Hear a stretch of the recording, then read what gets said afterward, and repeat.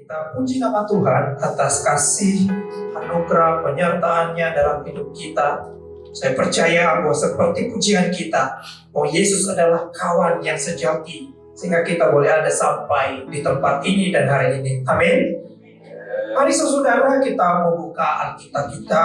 Kita akan membaca dari 2 Korintus pasal 6 ayat 1 sampai dengan ayat yang ke-10. 2 Korintus pasal 6 ayat 1 sampai dengan ayat yang ke-10. Sudah menemukan?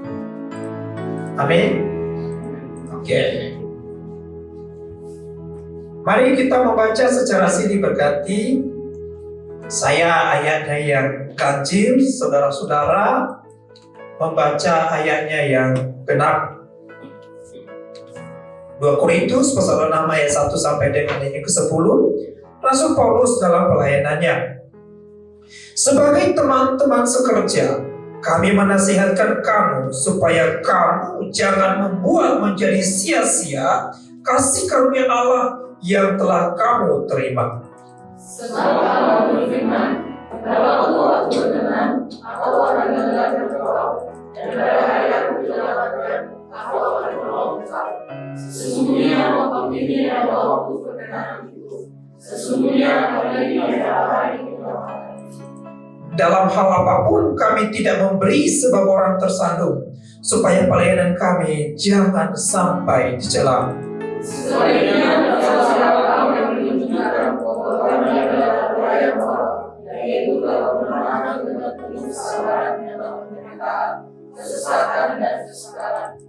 Dalam menang udara, dalam penjara dan kerusuhan, dalam berjeripayah, dalam berjaga-jaga dan berpuasa. Dalam kemurnian hati, ketakwaan, kesabaran dan kemurahan hati, dalam Roh Kudus dan kasih yang tidak munafik. Dalam pemberitaan kebenaran dan kekuasaan Allah, dengan menggunakan senjata-senjata keadilan untuk menyerang ataupun untuk membela. Ketika dihormati dan ketika dihina, ketika diumpat atau ketika dipuji, ketika dianggap sebagai penipu, namun dipercaya. Sebagai orang yang tidak dikenal namun terkenal, sebagai orang yang nyaris mati dan sungguh kami hidup, sebagai orang yang dihajar namun tidak mati, sebagai orang berduka cita namun senantiasa bersukacita, sebagai orang miskin namun memberdayakan banyak orang, sebagai orang tak bermilik sekalipun kami memiliki segala sesuatu. Amin untuk pembacaan firman Tuhan. Saudara-saudaraku yang terkasih, setiap kita memiliki atau menginginkan yang namanya sikap sabar. Istilah sabar ini merupakan satu hal yang sulit untuk kita lakukan. Ya, mungkin ada di antara kita, bagi saya sabar itu sudah menjadi rutinitas. Tetapi saudara-saudara, dalam hal-hal kecil saja, kemungkinan besar membuat kita itu tidak memiliki kesabaran. Contoh, ketika teman-teman kuliah ataupun teman-teman sekolah, saudara setelah ujian itu pasti tidak sabar menunggu hasil ujian. Apakah nilainya A, nilainya B, dan segala macam. Apakah nilainya tinta merah kalau masih SMA, atau tinta hijau atau tinta hitam. Ya. Juga di dalam kehidupan kita sebagai anak-anak muda, tatkala cinta kita menggebu-gebu, cinta kita membara, membuat kita tidak sabar untuk apa? Mempunyai doi. Dan kita, kalau anak-anak muda, kalau Roma Irama mengatakan darah muda darahnya para remaja, artinya itu bisa saja menghalalkan segala cara untuk apa?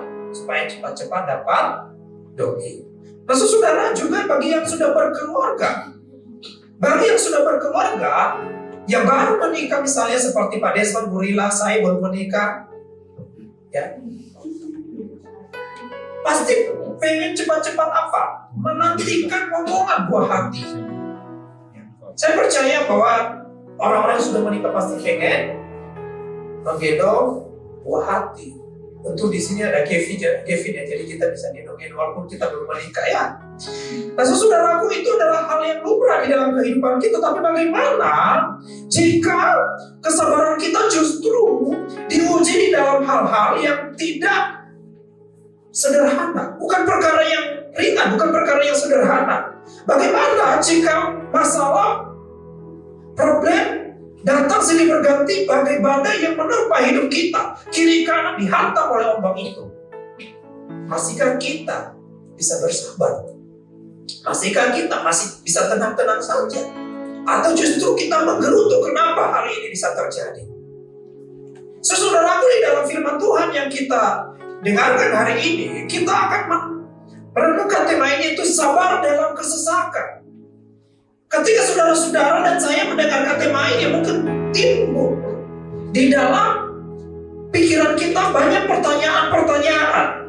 Ya, bagaimana mungkin di dalam kesusahan, di dalam penderitaan, di dalam kesesakan kita masih bisa sabar? Bagaimana caranya supaya kita peroleh kesabaran ketika kita menghadapi pencobaan ataupun masalah? Atau ada juga di antara saudara yang berpikir, apakah tema ini tidak salah? Masih bisakah ada orang yang sabar dalam kesesakan, dalam penderitaan? Nah, saudaraku, di dalam nas yang kita baca hari ini, kita akan melihat tentang tema ini dan kita belajar bersama-sama, di mana Rasul Paulus memberikan diri mereka sebagai contoh yang sabar di dalam penderitaan melayani Tuhan. Ketika mereka menyaksikan Kristus, ketika mereka memberitakan Injil, apa yang terjadi? Bukan baik-baik saja, bukan aman-aman saja, bukan sejahtera, bukan sukacita selalu yang ada di sana secara dunia. Tapi yang apa yang ada di sana? Kalau kita membaca di dalam kitab yang kita baca hari ini, Rasul Paulus mengatakan bahwa justru yang ada di sana itu duka cita, yang ada di sana itu kesusahan, yang ada di sana itu penderitaan, yang ada di sana penjara, dicela, dicemooh, tidak dianggap sebagai orang, bahkan dianggap sebagai orang yang nyaris mati. Saudaraku, kalau kita melihat di dalam firman Tuhan ini, bukan apa yang mereka alami, bukan sesuatu hal yang mudah untuk kita jalani. Kalau kita dalam posisi mereka, belum tentu kita bisa sekuat mereka. Tetapi kita akan melihat kenapa Rasul Paulus sebagai pelayan Allah, dia tetap sabar di dalam kesesakan tersebut. Yang pertama, di dalam ayat 1 dikatakan, aku menasihatkan kamu supaya kamu jangan menyanyiakan kasih karunia yang telah kamu terima. Ya. Jadi Rasul Paulus di dalam pelayanannya bisa bertahan dalam kesabaran ketika menghadapi berbagai badai yang menerpa hidupnya. Dan ini juga bagi kita saat ini. Karena apa? Karena dia melihat kepada kasih karunia Allah yang telah diterimanya. Apa itu kasih karunia Allah? Kasih karunia Allah adalah kasih dari Allah yang memberikan anaknya yang tunggal ke dalam dunia untuk apa? Memperdamaikan kita dengan Allah. Tuhan memberikan kita kasih karunia itu bukan ketika kita layak untuk menerima dia, bukan ketika kita mampu berbuat sesuatu untuk mendapatkan itu, bukan ketika kita layak mendapatkan reward dari apa yang kita lakukan, apa yang kita kerjakan, sehingga layak kita diperdamaikan dengan Allah, sehingga layak ada Allah yang tunggal itu datang ke dalam dunia untuk mengasihi kita. Tetapi kasih karunia itu diberikan ketika kita tidak pantas untuk menerimanya, ketika kita ada di dalam kubangan dosa, ketika kita najis hina, dia datang ke dalam dunia menjadi sama seperti kita. Di dalam Yohanes pasal 3:16 mengatakan, karena begitu besar kasih Allah ke dunia ini, sehingga apa? Dia mengirimkan putranya yang tunggal supaya kita yang percaya tidak binasa. Ketika kita menuju kepada ambang kebinasaan, kepada lautan neraka, tetapi Tuhan masih mengasihi kita. Dia mengirimkan anaknya yang tunggal itu untuk apa? Untuk menyelamatkan kita. Saudaraku, hal inilah yang seharusnya membuat kita melihat kepada diri kita bahwa apa yang kita terima, apa yang kita rasakan saat ini tidak lebih besar dan tidak lebih berat dari apa yang dirasakan Tuhan ketika dia datang ke dalam dunia. Ketika Yesus datang ke dalam dunia, ini sesuatu yang sangat berat. Dia adalah Allah yang di tempat tertinggi itu. Dia yang punya kuasa, dia yang punya tahta di tempat yang tertinggi itu. Dia rela merendahkan dirinya mengambil rupa seorang hamba. Mengambil rupa manusia untuk apa? Untuk kita yang berdosa. Ketika dia jadi manusia, dia tidak disanjung saudara-saudara, dia tidak ditempatkan sebagai orang yang terkemuka. Tapi apa yang terjadi? Yesus justru diusir, justru dibenci, Yesus justru dicemooh, Yesus justru dianiaya, Yesus justru disalibkan, dianggap sebagai orang yang paling berdosa, walaupun dia tidak berdosa. Yesus justru tidak di atas kayu salib untuk apa? Menanggung dosa kita. Dosa kita layak ditanggungnya, sedangkan dia tidak berdosa. Saudaraku, ini adalah kasih karunia Allah yang sudah kita terima. Sehingga kalau kita melihat itu, kita seharusnya tidak menyanyiakan kasih karunia Allah itu hanya karena ketidaksabaran kita, hanya karena sedikit masalah yang menerpa hidup kita, hanya karena sedikit penderitaan ataupun kesesakan yang menimpa hidup kita. Terkadang ketidaksabaran membuat kita tidak melihat akan kasih karunia Tuhan yang begitu besar dalam hidup kita. Terkadang emosional kemarahan membuat kita menggerutu dan mata kita jadi tertutup melihat berkat-berkat Tuhan yang telah kita terima dalam hidup kita. Saudara ingat dengan orang-orang Israel yang dibawa Tuhan keluar dari pembuangan dari tanah Mesir ketika mereka ada di padang gurun. Hanya karena mereka mengalami ketidakenakan secara fisik di sana, apa yang mereka lakukan? Mereka menggerutu kepada Tuhan. Mereka memberontak kepada Tuhan. Sehingga membuat mereka harus melewati padang gurun selama 40 tahun yang seharusnya mereka bisa lewati selama 40 tahun. Saudara, saya percaya bahwa setiap kita tidak ada kehidupan yang baik-baik saja. Mungkin pun ketika saudara datang ke tempat ini, datang dengan membawa beban yang begitu berat, datang dengan membawa masalah yang sangat besar, datang dengan penuh kesesakan karena beban-beban saudara menghimpit hidup saudara dan saya, sehingga membuat kita seolah-olah tak berdaya di dalamnya. Tetapi saudara, di dalam firman Tuhan yang kita renungkan hari ini, justru yang membuat kita bisa sabar, yang membuat kita bisa melewati itu semua, yang membuat kita bisa semangat. Yang pertama adalah kita melihat kepada kasih karunia Tuhan yang telah kita terima dalam hidup kita. Sehingga kalau kita sudah melihat kasih karunia Allah itu, maka kita akan bisa percaya sepenuhnya kepada Allah yang telah berjanji dan tidak pernah ingkar janji. Sehingga kalau kita melihat di ayat 2, Rasul Paulus mengatakan, sebab Allah berfirman, pada waktu aku berkenan, aku akan mendengarkan engkau. Dan pada hari aku menyelamatkan, aku akan menolong engkau. Sesungguhnya waktu ini adalah waktu berkenan itu. Sesungguhnya hari ini adalah hari penyelamatan itu. Saudara yang terkasih, sekali lagi ketika kita melihat kasih karunia Allah ini, harusnya itu membuat kita berpegang teguh juga kepada janji Allah yang menyatakan dia akan menyertai kita, dia menyatakan dia akan menolong kita, yang menyatakan dia akan menyelamatkan kita, dan dia mengatakan ini waktunya bagimu. Waktunya apa? Waktunya Tuhan, bukan waktunya kita. Sehingga apa yang terjadi? Kita tidak merespon segala persoalan yang ada dengan menggerutu. Saudara, merespon segala persoalan dalam hidup kita hanya dengan menggerutu tidak menolong kita sama sekali. Tidak membuat kita bisa melewati masalah yang kita alami. Kita tidak menyelesaikan problem yang kita rasakan saat ini. Tetapi menggerutu justru membuat kita kehabisan energi. Tuhan tidak membuat kita anak-anak itu menjadi orang-orang yang manja, saudara. Tuhan tidak membuat kita menjanjikan kepada kita sebagai anak-anaknya bahwa kita akan sukacita selalu, kita akan aman-aman saja, kita akan sejahtera dan segala macam berkat-berkat terus. Tetapi apa yang terjadi? Justru melalui berbagai persoalan hidup, itu Tuhan punya rencana untuk membuat kita semakin tangguh. Dan kita tidak hanya sebatas menjadi tangguh.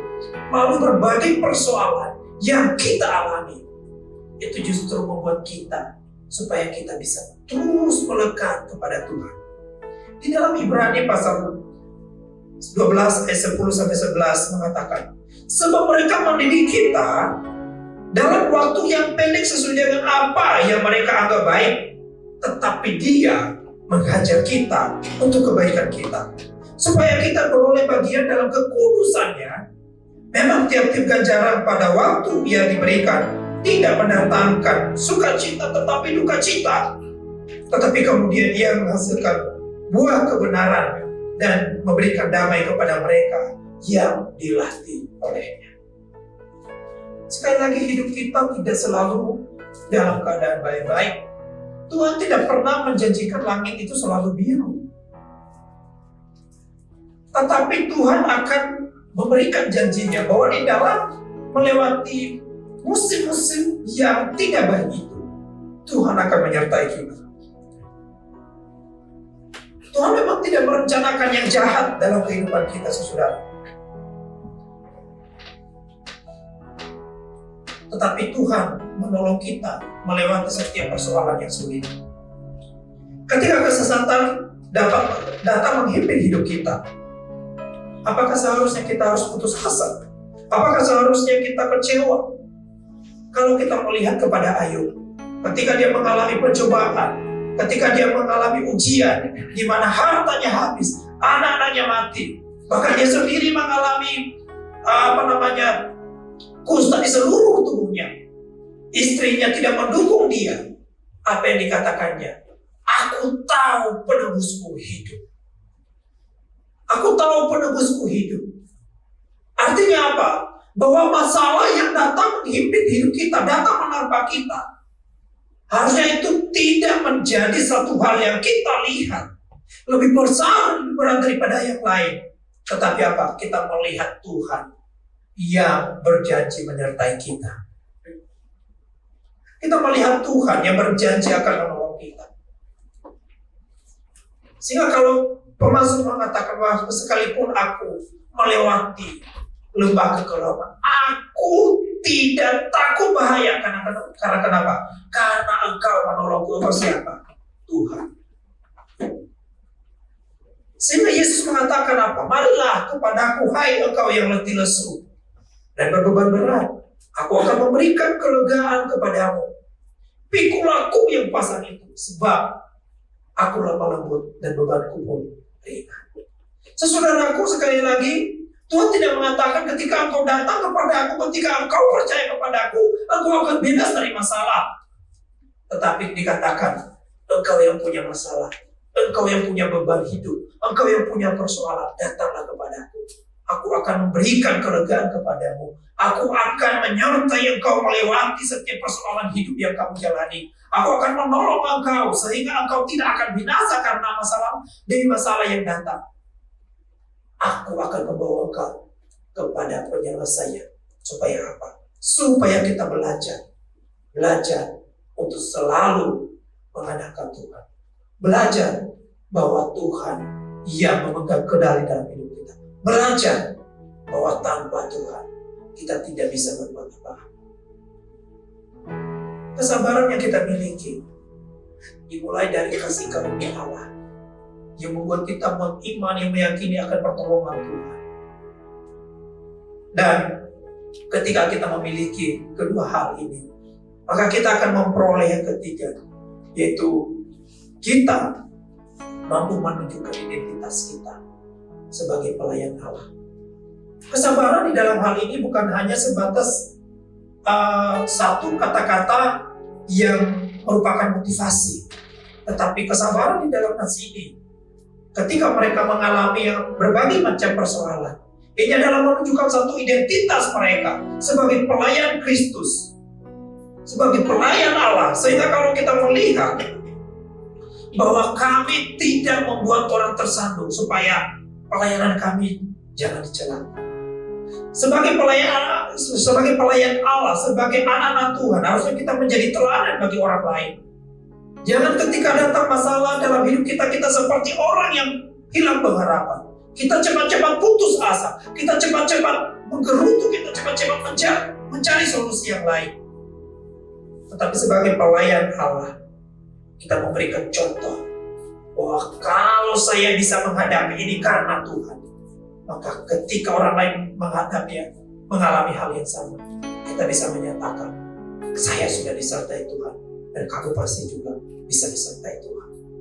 Saya bisa melewati ini bersama-sama dengan Tuhan. Bahkan mungkin yang saya alami lebih berat dari apa yang kamu alami.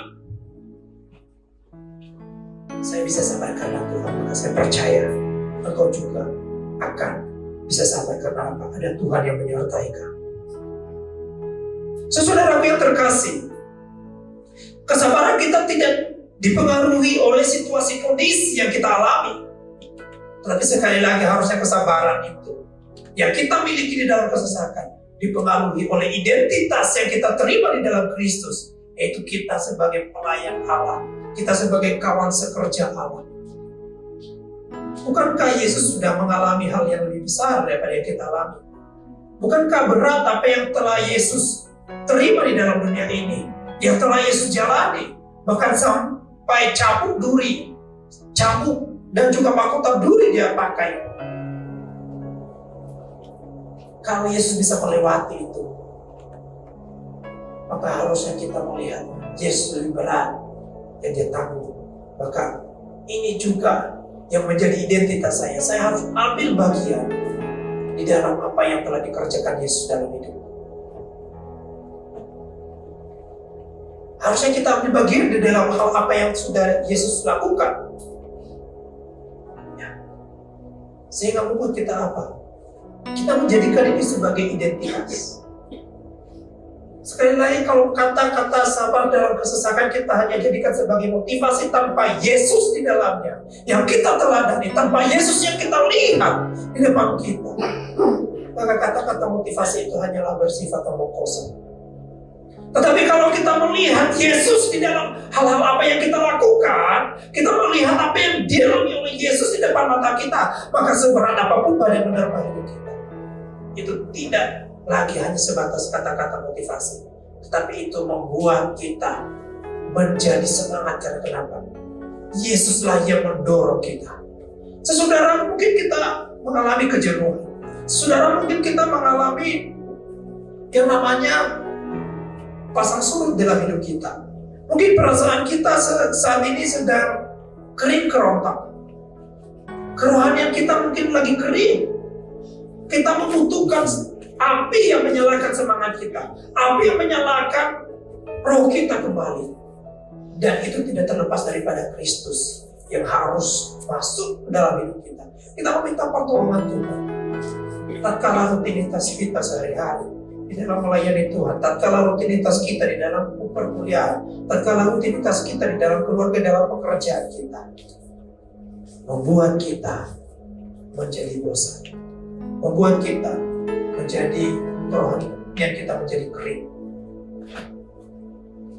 Sehingga ketika kita menghadapi persoalan itu justru kita tidak bisa melewatinya, tidak sabar di dalam menjalaninya.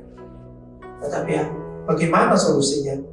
Yaitu kita harus mengizinkan Kristus hadir dalam hidup kita. Tidak lain dan tidak bukan kata-kata motivasi yang bisa membuat kita melewati setiap persoalan dalam hidup kita. Bukan refreshing di luar sana, pergi ke pantai atau kemana, ke mall, yang membuat kita bisa mengatasi kejenuhan dalam hidup kita. Walaupun ada yang mengatakan Tuhan bisa pakai itu, tetapi yang paling utama yang bisa membuat kita bisa melewati itu, yaitu hanya Kristus saja. Ketika hati kita sudah diperbaharui oleh Kristus, maka kita bisa melihat di sekeliling kita dengan penuh sukacita. Tapi kalau hati kita masih dalam masalah, hati kita masih sedih, hati kita masih menggerutu, hati kita masih belum damai, seindah apapun lingkungan kita, seindah apapun tempat refreshing, tempat rekreasi yang kita kunjungi, itu kita tidak akan mengalami sejahtera. Kita tidak akan mengalami sukacita. Karena kenapa? dasarnya adalah hati kita yang harus dipulihkan dulu. Jadi kesabaran di dalam penderitaan itu tidak terlepas daripada apa? Daripada Kristus. Sehingga di dalam Roma pasal 12 ayat 12 mengatakan, bergembiralah atas segala rencana Allah bagi saudara, bersabarlah dalam kesusahan dan berdoalah selalu. Bergembiralah karena segala rencana Allah dalam kehidupan kita. Apakah rencana Allah itu selalu menyenangkan kita? Apakah rencana Allah itu selalu membuat kita sukacita, membuat kita happy? Tidak selalu, saudara.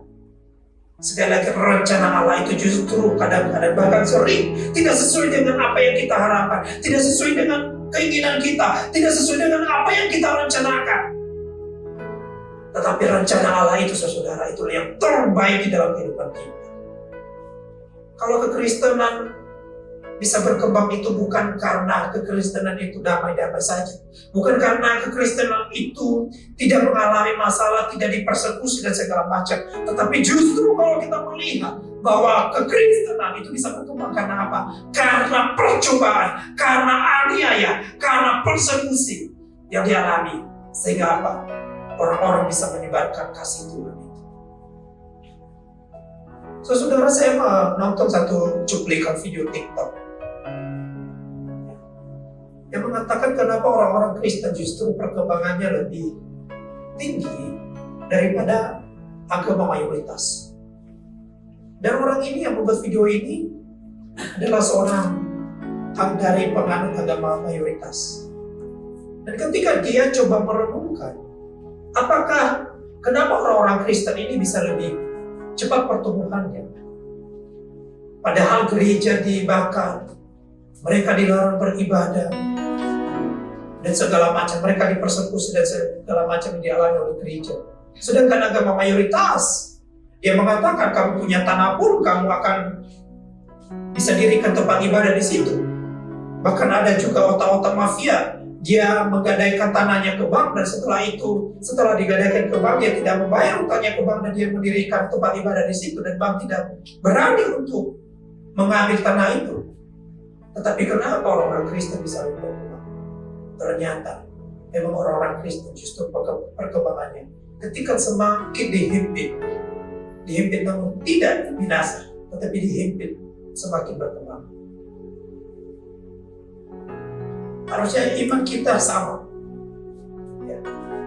Justru satu orang mengatakan, satu kiai mengatakan bahwa kalau menghancurkan kekristenan, maka jangan usik kehidupan mereka, jangan berikan mereka tantangan iman.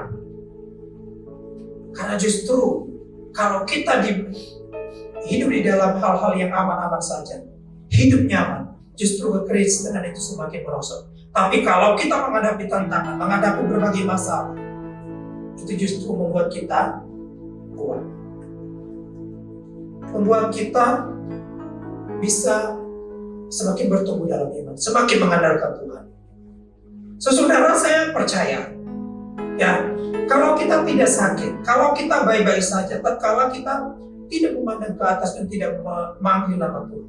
Tapi coba kalau kaki kita tersangkut, coba kalau kaki kita kena dengan batu atau kita jatuh, apa yang kita lakukan? Biasanya, oh Tuhan tolong. Ya. Ketika kita menghadapi masalah, justru sekali lagi itu adalah cara Tuhan untuk apa? Untuk mengingatkan dirimu dan diriku bahwa engkau sudah semakin jauh dari saya. Anakku, perjalananmu sudah semakin jauh dari. Maka saya akan berikan kerikil di depanmu, saya akan berikan batu besar supaya kakimu terantuk di sana. Dan engkau bisa kembali melihat kepadaku. Kembalilah kepadaku. Sekali lagi persoalan hidup kita, rencana Allah itulah yang terbaik. Sehingga di dalam Roma, bergembiralah karena rencana Allah di dalam kehidupan kita. Bersukacitalah karena apa? Itu mendatangkan kebaikan kepada kita. Dalam kesabaran, kita harus bersukacita. Kita harus tetap gembira karena kenapa? Kesusahan yang kita hadapi itu membuat kita justru menjadi lebih baik. Dan yang terakhir, ketika kita menghadapi berbagai persoalan, Ketika kita menghadapi kesesakan dalam hidup kita, dikatakan di dalam Roma pasal 12 ayat 12 ini, tetaplah berdoa. Untuk kita bisa mengerti kehendak Tuhan. Tidak hanya sebatas kita menjalani rutinitas kita sehari-hari. Tidak hanya sebatas kita scroll media sosial. Tetapi untuk mengerti kehendak Tuhan, kita perlu berkomunikasi dengannya. Kita perlu berbicara dengan Tuhan. Bertanya, Tuhan, apa yang Engkau mau dalam hidupku? Bukan kita meminta Tuhan di dalam doa kita menghadapi masalah. Jangan kita meminta Tuhan, segera lepaskan saya dari persoalan ini. Tuhan, ini begitu berat, lepaskan saya sekarang. Bukan. Tetapi biarlah melalui apapun yang kita alami, kesesakan kita mengatakan, Tuhan, apa yang Engkau kehendaki, apa yang Engkau mau, apa tujuan Tuhan. Saya melewati persoalan, sehingga persoalan yang kita hadapi, kita tidak melewatinya sendiri, tetap melalui berbagai persoalan, konflik, masalah, beban hidup kita bisa melihat Tuhan dan rencananya dalam hidup kita. Terus berkati